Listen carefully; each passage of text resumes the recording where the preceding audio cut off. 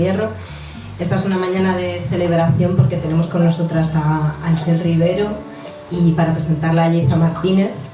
Yo soy Gema y soy la presidenta de Genealogías, que es una asociación, para quienes no la conozcáis, que lleva en pie como asociación desde 2015 y desde 2016 publicamos esta colección maravillosa gracias a nuestros editores Paco y Mara de Tigres de Papel.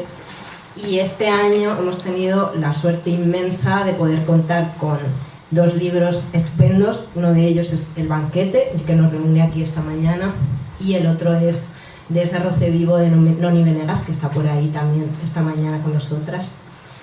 Yo no voy a deciros mucho del libro porque va a estar aquí Yaiza, que es la autora del prólogo, y también el libro tiene una entrevista de María García Zambrano estupenda, y ella va a desgranar un poco las claves del banquete. Para mí El banquete es un libro que tiene una ferocidad y una belleza asombrosas, y que es un libro tan poliédrico que una vez te sumerges en él, todas las lecturas que vienen son posibles, auténticas, y que no se agota nunca, que eso es quizá la mejor cualidad que puede tener un libro, y en este caso un libro de poesía. Voy a presentar brevemente a Yaiza. Yaiza Martínez es poeta y narradora. Ha publicado los poemarios Rumia Lilith, El hogar de los animales hada, Agua, 7, Los perros del cielo, Caoscopia, así como la plaqueta El argumento de la realidad de la colección Poética y peatonal, ejemplar único. Además, en 2016 publicó La nada que parpadea, y en 2021 reeditó el poemario Tratado de las mariposas, con Tigres de Papel. En 2022, muy recientemente también, vio la luz su libro La escuela de las órbitas, y más aún recientemente ha publicado la compilación de relatos Naturaleza de la luz. Además, ha sido incluido en diversas antologías y libros conjuntos. Así que nada más, disfrutemos de la presentación y gracias sobre todo a vosotras por estar aquí.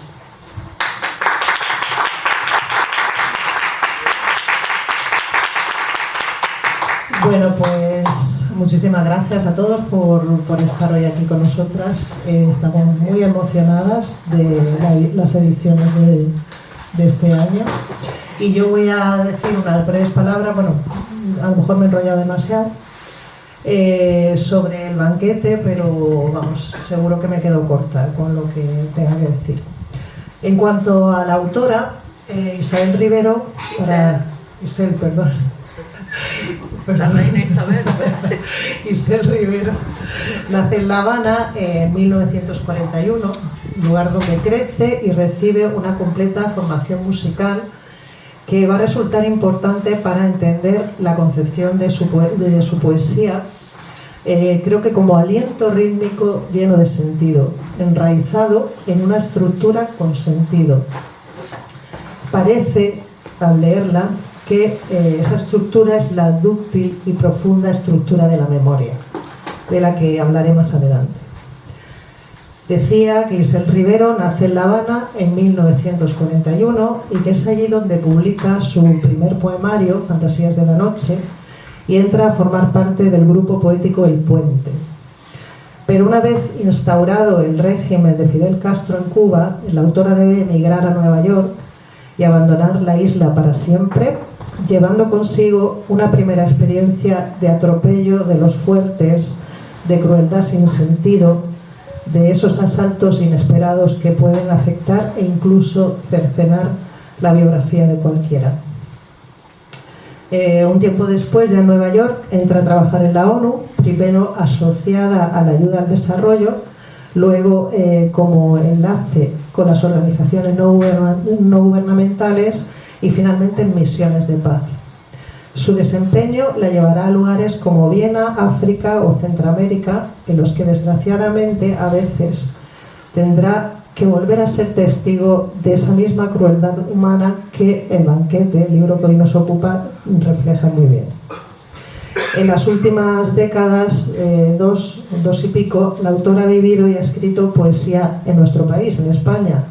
Sin embargo, su obra ha pasado prácticamente desapercibida dentro del panorama poético de nuestro país por razones diversas, entre las que destacaría, por un lado, su condición de extranjería, y por otro, el hecho de que haya practicado siempre una poética extremadamente coherente y personal que no podría haber encajado en los cánones poéticos mayoritarios de nuestra era aún postfranquista, cánones a menudo marcados por la casposa banalidad de los amiguismos y más recientemente por la banalidad de las redes sociales o de las redes sociales y el amiguismo que a menudo caminan de la mano.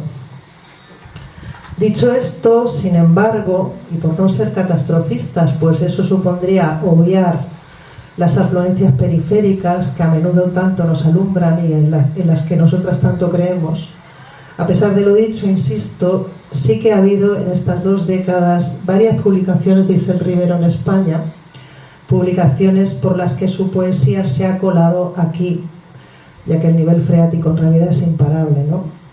Por un lado, la traducción de Las palabras son testigos, del inglés al español, realizada por Benito del Pliego y publicada en 2013 por Verbum, una antología poética de la editorial Endymion en 2003, titulada Relato del Horizonte, y la antología Polaris, compilada por Benito del Pliego y publicada por la colección Libros de la Hospitalidad de Olé Libros en 2021.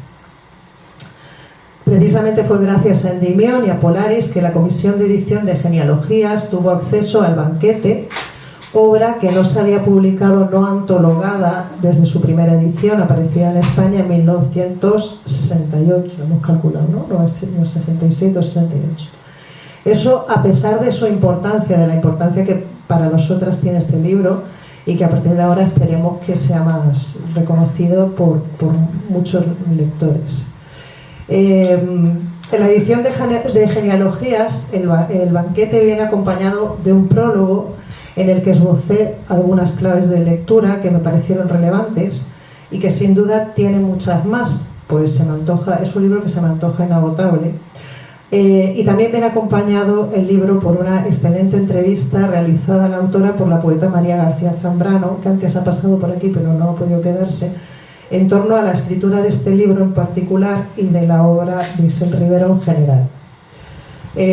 No sé si sabéis que en la colección Genealogías solemos hacer esto por hacer un ejercicio crítico con los poemarios escritos por mujeres, porque a menudo falta esta labor crítica en esas obras, y así ayudar en la medida de nuestras posibilidades a la recuperación de la autoría femenina, que al fin y al cabo es autoridad, ocupación del espacio público con un peso específico, es decir, más razones para ser respetadas y mayor libertad para las que han de venir, o al menos esa es nuestra intención. No podemos, por tanto, más que hablar hoy de una celebración. Sentimos una gran alegría, aunque esté hablando así de seria, estamos muy contentas, porque de alguna manera estamos salvaguardando un texto importante, tanto por lo que dice como por cómo lo dice. Aquí nos parece ambos propósitos, el significado y el modo de significar están abrazados y por tanto creemos que estamos preservando una fuente de aprendizaje. Así que quiero en mi nombre y en el de todas nuestras compañeras de la Asociación Genealogías expresar mi agradecimiento a la autora, tanto por su escritura en general como por la cesión del Banquete a la Asociación Genealogías con muchísima confianza. Y por las mismas razones de agradecer también a la poeta Noni Venegas, que hoy está aquí, que también ha cedido su libro de ese roce vivo para la colección con muchísima generosidad y que, bueno, ya decimos que el próximo 2 de diciembre será la presentación de ese título de Genealogías. Bueno, ya para empezar a hablar del Banquete, y a modo de introducción a esta fascinante lectura, por lo menos para mí, y creo que cualquiera que se acerque con apertura mental y con intensidad a las palabras de Isel, me gustaría, como una de las peculiaridades a resaltar, es que supone una puesta en escena. Es decir, que arranca el texto es como una obra de teatro, y arranca con la presentación de un tétrico espectáculo cuyo guión en adelante nos parece venir enteramente dictado. La procedencia de este dictado resulta todo el rato un misterio y, sin embargo, garantiza un prodigio, que es el que sigue, que de principio a fin el texto se ciñe a una estructura de las 3 unidades del teatro clásico, de espacio, tiempo y acción, a la vez que se sale de esa estructura hacia nosotros. Voy a intentar explicarlo porque quizá parezca más complejo, ¿no?, de lo que luego se ve. Por una parte, en el lado clásico de la obra, en su composición, encontramos un solo espacio, que es un castillo, un solo tiempo, el del banquete en el que la víctima va a ser devorada, y una sola unidad de acción, que es el banquete. Bueno, hasta ahí todo bien. Pero más allá, en nosotros que lo leemos, se va desvelando una estructura, otra estructura que trasciende todo eso, pues el espacio del castillo se convierte en cualquier lugar del mundo, el tiempo en cualquier momento de la historia y la acción en cualquier acto aniquilador o violento que se haya sufrido o hayamos perpetrado. Porque aquí, como hablábamos antes, las víctimas pueden volverse victimarios, como tantas veces hemos visto en la historia, ¿no? Ni el espacio, ni el tiempo, ni la acción son ya, por tanto, unidades ajenas. Ahora nos competen a todos. Se supone que el truco, entre comillas, de la autora para conseguir esto, y según ha explicado ella en diversas ocasiones, es seguir una actitud de invocación. Volvemos a la idea del dictado ese del que hablé antes, ¿no? Antes de la escritura, ella habla de invocación. Sería de este modo, entiendo yo, como a través de la imaginación penetra Isel Rivero en la memoria colectiva. Quizá luego, si después de que lea unos cuantos poemas, podamos preguntarle a ella un poco más sobre ese misterio. De cualquier manera, la consecuencia es que durante la lectura del banquete ciertamente nos visita una conciencia, una memoria común, a la que ella llama mnemosine. Y aquí vamos a la mitología, ¿no? Como siempre que la imaginación actúa. Mnemosine es hija de Gea y de Urano, y es la personificación de la memoria. Yació con su hermano, el dios Zeus, durante 9 noches, y gracias a ello concibió a 9 hijas, que son las 9 musas. Y en el banquete percibimos, por ahora, luego aparecerá alguna más, a 5 de esas criaturas: las musas de la poesía, Calíope y Erato, la musa de la tragedia, Melpómene, y la musa de los himnos sagrados, Poliunia. Tiene lógica todo esto si tenemos en cuenta que en la Teogonía de Hesíodo se dice que los poetas, en este caso las poetas, podían hablar con autoridad merced a su especial relación con Mnemosine y sus hijas. Por otra parte, antes he mencionado la importancia de la música en la formación de Isel Rivero, y me gustaría, dado que carezco de los conocimientos necesarios, o sea, musicales necesarios para profundizar en la música como clave de la lectura del banquete, luego me gustaría que ella también se pudiera hablar un poco de este tema musical. Pero como adelanto, y la propia autora ya ha señalado, por ejemplo, la antología Polaris, y son palabras que recuperamos en el prólogo de este libro, las podéis encontrar aquí también. Ella ya ha dicho, una ha interiorizado tanta música, de esto hablé con Anaïs Nin, también con Friedrich Meyrocker y con músicos, que a la vez ha interiorizado también esos ritmos sin ser consciente. Y dice, además tengo una capacidad sonora obsesiva porque todas las mañanas me despierto con un programa musical diferente en la cabeza, ¿no? ¿Cómo condicionan o cómo potencian esos ritmos la composición del banquete? Pues es otro de los misterios de la obra, ¿no? Pero está claro que esa condición, ese condicionante va a marcar la estructura, el ritmo, bueno, una serie de cosas que hacen que la obra funcione. En el prólogo a la presente edición ya señalé cómo me parecía que los ritmos se reflejan en el banquete a través de ciertas técnicas, ¿no? Como la concatenación casi febril de enunciados, versos, estrofas, que a su vez recuerda a la concatenación de los sacrificios de la historia humana, que es como si la autora hubiera acompasado multitud de hechos dramáticos con los versos de su relato lírico, como si en su obra hubiera conseguido una sonoridad consecuente con dichos eventos. También me pareció que el ritmo se marca en el banquete con la eliminación de los signos de puntuación. En el banquete no encontramos apenas ni una coma, ni un punto y coma, no hay ni un solo punto seguido, y solo hay un punto final tras la última palabra, que no os voy a desvelar para darle un poco de emoción, pero que casi parece un vocativo, la última palabra, una llamada de alerta, nacida del mare magnum, de ese caos semiordenado a partir del ritmo y las 3 unidades teatrales de la obra.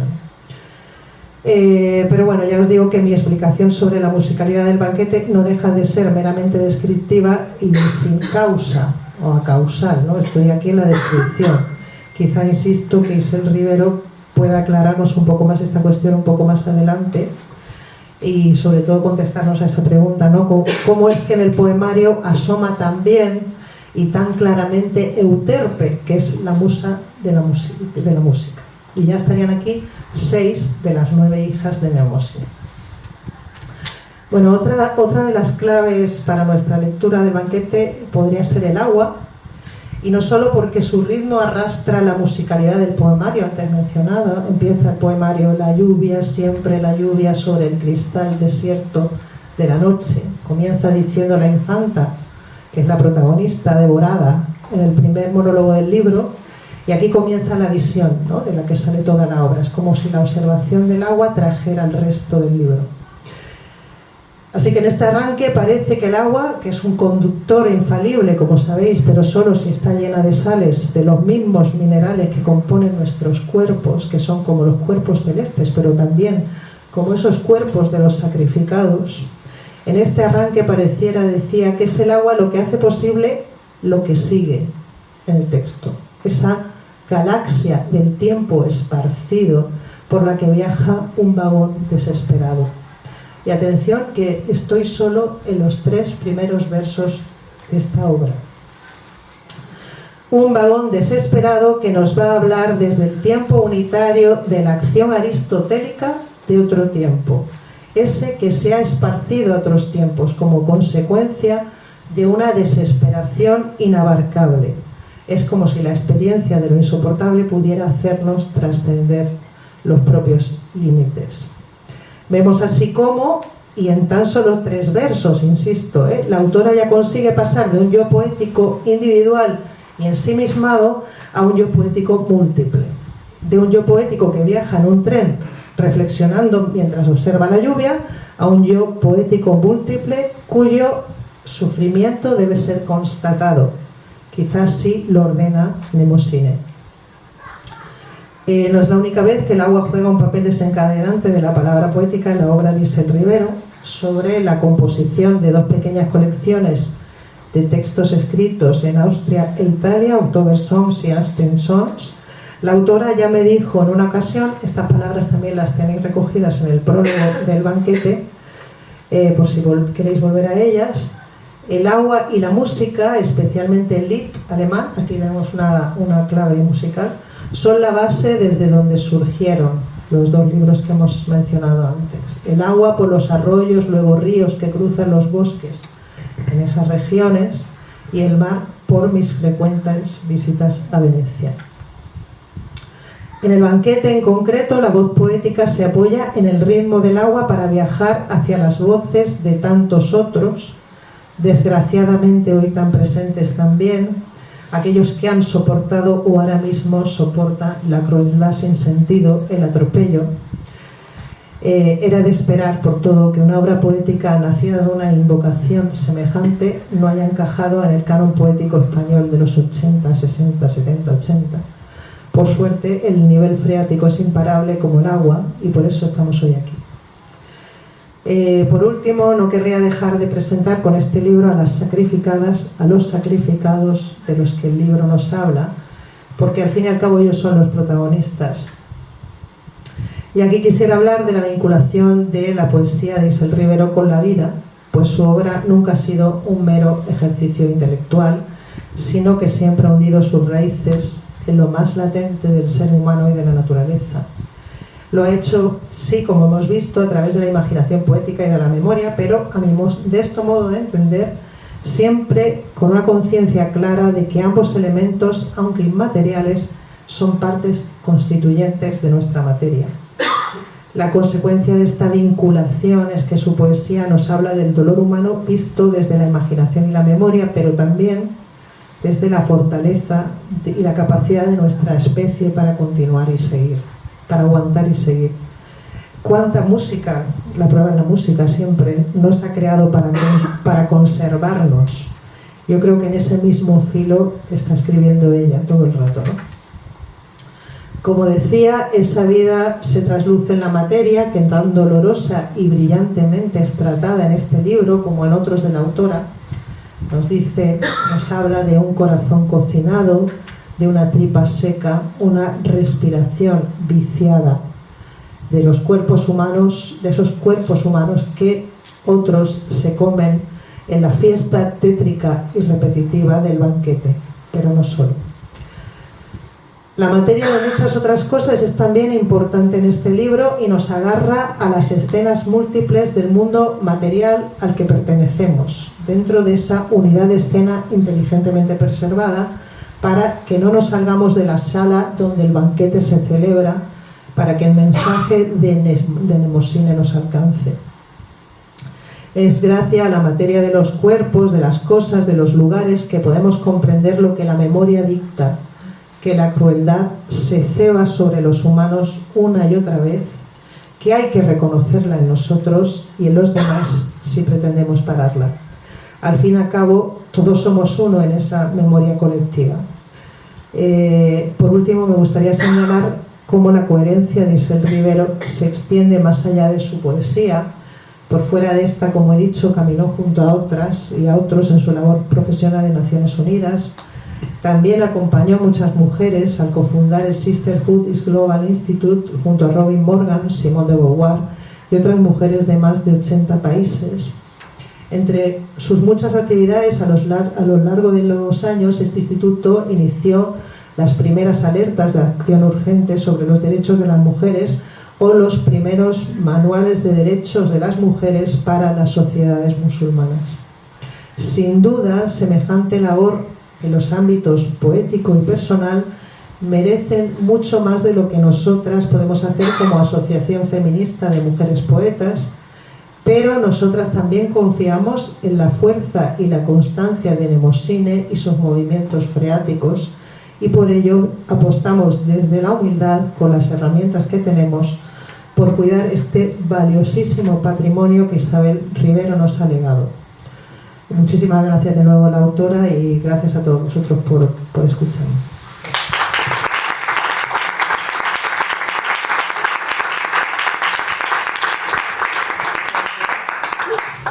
Es que para la grabación es mejor. Es para grabando. Para grabar. No sé lo que queréis que yo haga. Primero, si contestar todas las interrogantes que ya he puesto ya esa, o que lea un par de cosas del libro. Contestar. ¿Eh? Contestar. Diablito. Bueno, la música. Estaba haciendo aquí unas notas de lo que tú más o menos sugerías y que a la vez querías preguntar, o sea, indagar. En Tundra, por ejemplo, yo utilizo la armonía convencional y el contrapunto también convencional, tal y cual fue utilizado por Vivaldi y Johann Sebastian Bach. Y en realidad en Tundra, que es un libro anterior a este, se basa en el tono de una cantata, es decir, por eso es un poema a dos voces. Sin embargo, en el banquete voy un poco más allá y muy influenciada por la voz cantante de las canciones románticas alemanas, desde luego, pero fundamentalmente la base, el estallido de las nuevas ideas que trajo la Escuela de Viena, con Schoenberg, por ejemplo, con Alban Berg, y luego pasa a la Escuela Italiana con Luigi Nono, y luego pasa a Sofia Gubaidulina. Sin embargo, es la destrucción de la armonía, como se conocía entonces, y se pasa al serialismo, al desestructurar todo lo que se había podido lograr, inclusive en la manera que se escribía la música. Por ejemplo, Luigi Nono no escribe con pentagramas, o no escribía, sino sencillamente dibujaba sonido. Algo así que recuerda un poco a Kandinsky. Ahí tienes toda una serie de conexiones que se gestaron en el siglo XX, no solamente en las artes plásticas, sino también en la música. En el ejemplo, desde luego, más reciente de Gubaidulina, que es lo que estoy manejando ahora, ¿no? Ya entran otras cosas etnográficas de sonidos, por el sonido puro. Es que ni siquiera lo tienen que escribir de una manera convencional, sino que queda registrado en el ordenador. Algo así. Entonces, el banquete precisamente se basa en esta cosa romántica, que sería la primera línea, la voz, y la segunda, que es el serialismo, que tampoco respeta un orden convencional, sino que se va concanetando, lo que tú decías que era como una como concatenado, un sí. Exacto. Yo creo que eso más o menos da una idea con lo cual yo estaba trabajando. Luego la palabra entra a través de una imaginación muy dirigida a lo inconsciente, provocada por los sonidos, y en aquel momento me empapaba yo con los cantares de gestas medievales, porque el canto gregoriano sigue la misma idea que el serialismo. ¿Okay? No cabe reconstruir el canto gregoriano, se aproxima. Tú ves los enormes libros medievales donde más o menos, pero se aproximan a tratar de reproducirlo, y ahí se junta, se casan el serialismo y la música gregoriana. ¿Está?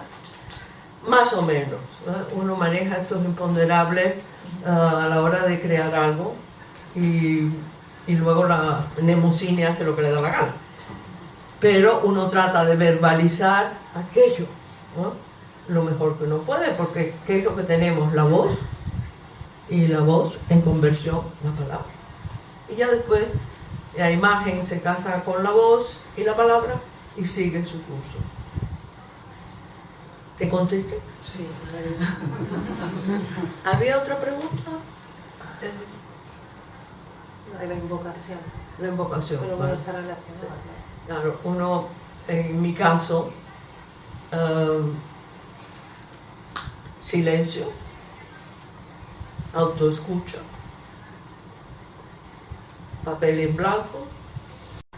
Casi no hablaba, porque todo lo que hacía era constantemente escribir aquello que le venía a la imaginación.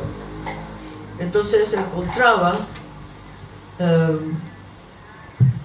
pasa un señor con botas sobre la nieve y deja huellas, y recuerdo el pájaro que vi en Versalles y que el plumaje, pero mi madre me está llamando para que le haga café. Ese es el estilo de Federica, que escribió a su muerte. Ya tenía casi 100 libros publicados. Es la gran, en mi opinión, la gran decana del renacimiento de la poesía alemana posguerra. ella fue inclusive más allá, en el sentido de que no hablaba casi, lo único que hacía era escribir. Y el proceso es muy similar, por eso nos hicimos muy amigas, porque yo tenía, o sea, ella no trabajaba, sencillamente llevaba su libretita de notas en su, y a veces cuaderno, en su cartera. Y yo, claro, tenía que cumplir con ciertas obligaciones mundanas de trabajo y comer. Pero admiraba esa total dedicación a observar y experimentar el mundo que llevaba, que observaba y que anotaba constantemente. Y es un proceso muy similar que teníamos las dos, además de que ella también trabajaba con música. ¿Ya?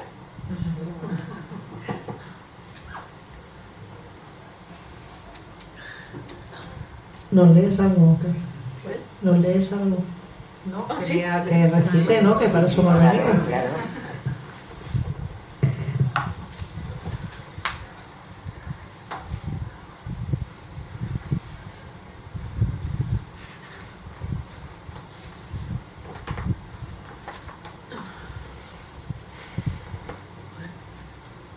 ¿Tú crees? Te miraré a ti por si acaso me alejo de la palabra. Primer monólogo de la infanta. La lluvia, siempre la lluvia, sobre el cristal desierto de la noche en un vagón desesperado. La galaxia del tiempo esparcido, el universo por magia del tiempo que golpea los cristales, las gotas en los cristales, la lluvia, siempre la lluvia, gritando minúsculas auroras. ¿Quién reposa sobre el mar cuando bajamos por las dunas? ¿Quién duerme enroscado fetal en los brazos de un torrente de gaviotas que picotean el agua? El ruido de un bombardeo oculto bajo las máquinas puede despertar a los muertos que aún cavilan junto a los muros esperando el filo de las bayonetas. Verdaderamente tenías razón al esconder tu sombra de los ojos del vigía y de reírte cuando espantabas a los otros con tus gritos que eran solo niños raspados de otra pesadilla. Podría haber sido de una hora, quizás más discreta, pero la han venido a buscar cuando sus mejillas estaban rojas y el crepúsculo, palabra vencida sobre los jardines, se encendía. Era ya tarde. Usted sometió su propia juventud a un margen de depravación única. Cierto es, la juventud hiere con filos más aguzados que las pupilas de un gato sombrío cuando de noche cruza la calle, de noche, los faroles rectilíneos sobre el cuerpo, corre, atraviesa la calle. Una música aterradora de los altavoces, una música que es el canto de alguna bestia en celo, de los altavoces del Palladium y el crepúsculo sobre la ciudad, un desangramiento. Luxemburgo. Nadie te encuentra encerrada en ese parque. Los árboles no gesticulan, se alzan inermes ante el invierno, un invierno que quizás no ocurre, un lento invierno. He perdido la noción de continuidad del tiempo del agua que cae, el tiempo, sigo pasos a través del piso donde todos danzan, sigo la silueta que desciende ahora los lentos escalones de la calle de Clef, lentos escalones, como la música, de la ciudad mítica donde todo se destruye en una larga ambivalencia de deseos. París, un vacío profundo, negro, sin respuesta, un grito ahogado, silencioso, una angustia, tu nombre, que se descubre solo en heridas de condenados, en gesticulaciones de dementes, y yo muero, voy a morir bajo el puente en el prolongado suspiro de toda silueta que ha cruzado el río en una tarde de invierno y de lluvia, siempre la lluvia en esta ciudad, la lluvia. Yo creo que sí, ¿no? Sí. Claro.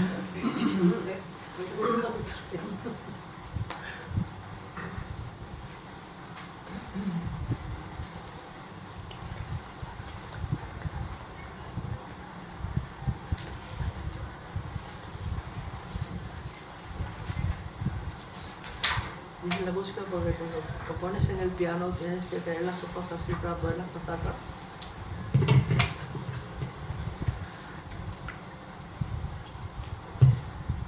Laberinto de la Santa Catedral de Chartres. Ella guarda su propio misterio. Las torres del Alcázar arremeten contra los cielos oscuros, delineadora de jeroglíficos me encuentro, todavía atrapada, mientras alguien limpia sus armas blancas en mi hombro.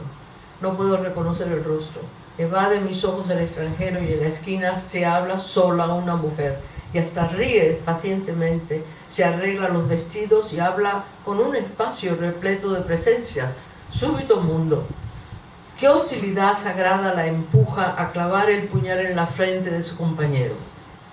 Los días grises que olvidan su color en las plantas desnudas, secas, permanecen dormidos junto al verde desfallecido. Alguien tose, otra mujer bajo los arcos tose. Nubes desbarradas de hollín despide su boca. Magnífica tos, percusión de ángeles, címbalo, y vuelven decididos a reunirse en la última cena. Los timbres de su pecho abren el vacío de una estrella. Tosen ahora todos en la enlungada habitación pirámide de fuego, batidos por el certero impulso de la sala. Tosen también las edificaciones erectas, como el duro perfil de las estatuas que pueblan los cementerios y el diálogo de una mujer que llega, abre la puerta y veo en ella a la mendiga que revuelve y desordena las tumbas. Con su túnica leve se recoge el talle, levanta los pechos, los deja caer en las bocas de unos caminantes ensordecidos por el campo. Hacer la guerra a pie es la peor cosa en estos días. La mujer mira fijamente mis ojos y hay rumores secretos de largos tribunales inquisidores en sus oídos. Crecen las plantas, pero aún no sabemos cuál de las dos será llamada a la sala, donde el soldado cuelga todavía desnudo con la nuca torcida por la cuerda de la horca. En la cena, el cuerpo de la víctima se ha desvelado. He recogido mi capa con esa pesadez del que tiene tedio filtrado por la sangre. He observado su cuerpo semidesnudo, su cuerpo que es otra parte del orden. El inquisidor avanza, abre el pecho de la víctima, extrae un vaso de sangre y lo lanza al fuego. Doy un puntapié al vacío espacio, la visión se desintegra y la mujer gira sobre mis hombros. Continúa el diálogo en la ventana donde aparecen siempre los cometas vertiéndose sobre las sienes. Quisiera ahora hacer un paréntesis, pasar a todos por cuchillo, desgarrar sus cuellos, esconder bajo un arca esta continua fiesta de espanto, o recordar esa melodía re mi, sol re mi, que es códice de las puertas de esta catedral. Debajo de mis pies, el ruido seco de la lluvia, un hombre decapita a un perro contra el borde de las aceras. Luego me pregunto, mientras dejo correr mis dedos por las cuerdas del instrumento, si recuerdo, en fin, el último quejido del arcado, pero nada viene a mi memoria, solo su péndulo, su suavísimo movimiento. El banquete continúa, murmuro la melodía, re, mi, sol, re, mi. Telefonearé al obispo y ya no ingresaré en las diabólicas filas de la compañía. Reiré detrás de las sienes que ahora absorben los pasos de una zarabanda. Siempre me ha gustado platicar con los muros de las catedrales. Respondiendo, ¿qué lugar ocupa el banquete de Platón ahí? Primero porque acuérdate que mi entrada son el medievo y en las grandes celebraciones se abría un salón con una gran mesa y allí se festejaba. Y podían pasar cualquier tipo de atrocidades también, envenenamientos, acuchillamientos, en fin. La referencia al banquete más famoso, que son la literatura que se preservó del griego, es que las etarias eran las únicas que estaban permitidas la entrada, pero porque eran etarias. Lo demás, tanto la matrona romana como las doncellas griegas, o al templo o a la casa. Entonces, imaginé de repente que durante siglos y siglos y siglos en la sala del banquete lo que había era una mujer que estaba siendo devorada a través de tantos, bueno, 2 milenios, no, 4 ya, 4 milenios, la edad de bronce en adelante.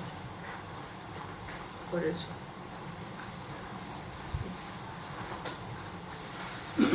Léenos un poquito más.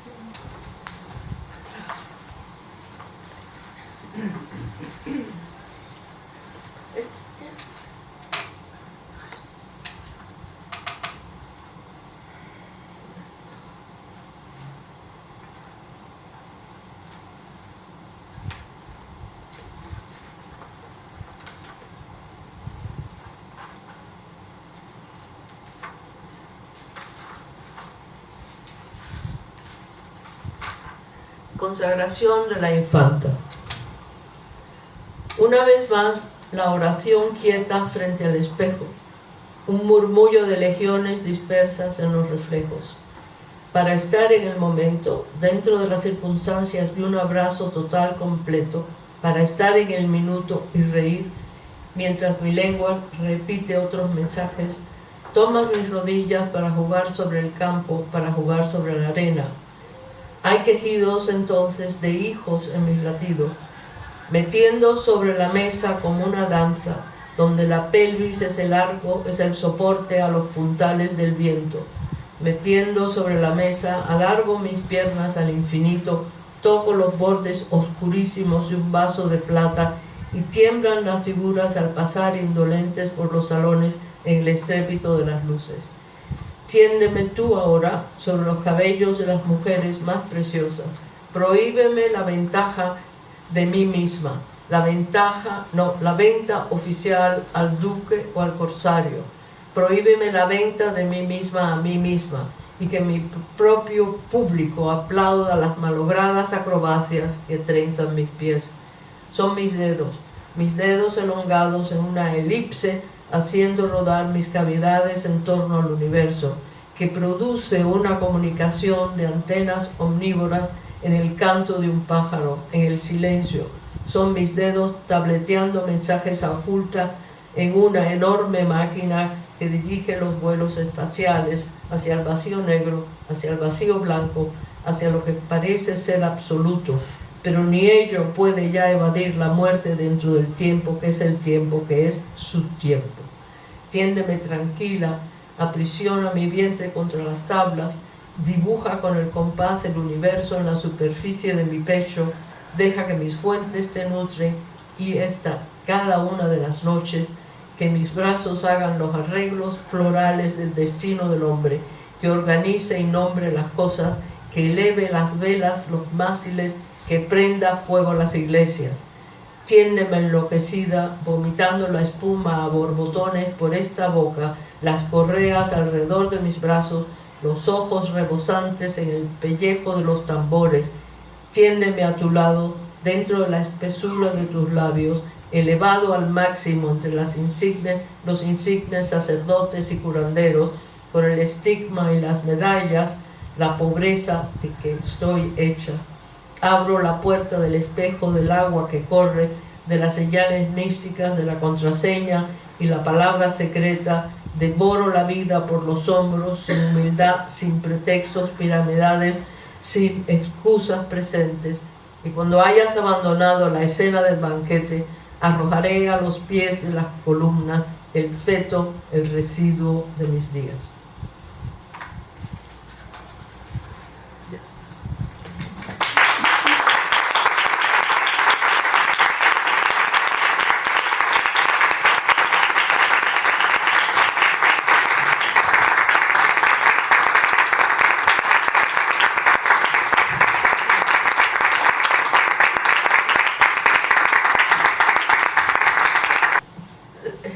palabra rueda y uno cree que se ha perdido, pero de repente vuelve a surgir.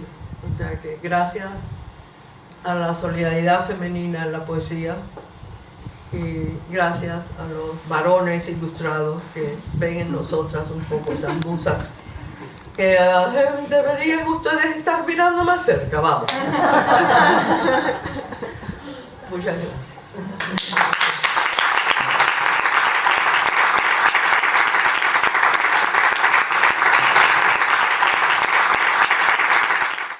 Quería agradecer a Genealogía esta especie de resucitación de este libro, que pensé que, en fin, quedaría unido al polvo. Desde luego yo respeto mucho el polvo porque estamos hechos de polvo.